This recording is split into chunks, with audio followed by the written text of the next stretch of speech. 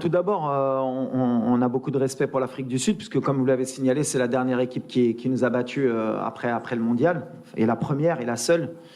Maintenant, voilà, on ne se dit pas qu'on est dans une position favorable, au contraire. On a vu les matchs précédents, il y a des surprises, il y a des équipes qui confirment, d'autres qui ne confirment pas.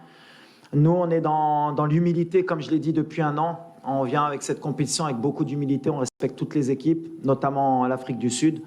On sait que c'est une équipe qui va nous poser des problèmes, mais en même temps, on vient aussi avec notre confiance, comme vous l'avez dit. On est demi-finaliste de la Coupe du Monde. On a fini premier de notre groupe, on a fait 2 victoires, 1 nul. Il y a beaucoup de gens qui, après le match du Congo, ont douté de nous, ont sont posé des questions, mais heureusement, le football est bien fait. Le Congo a montré que c'était une équipe qui, elle aussi, envisageait de gagner la CAN et qu'en fait, ce résultat nous mettait plus en valeur qu'autre chose. Et peut-être que ça va faire relativiser un peu les commentaires d'avant-match. Mais la réalité, c'est le terrain. Tout ce qui est passé maintenant est passé. C'est des matchs à élimination directe. Bien sûr qu'on a perdu contre l'Afrique du Sud. C'est bien, comme ça nous fait une piqûre de rappel. Même si c'était un autre contexte, une autre équipe, ça n'avait rien à voir avec aujourd'hui. On jouait pratiquement un match amical au mois de juin. Il n'y avait pas tout notre milieu de terrain. On a essayé Ziyech au milieu. Il n'y avait pas notre gardien de but. On avait des ailiers qui ne sont pas là aujourd'hui. Autre contexte, autre match.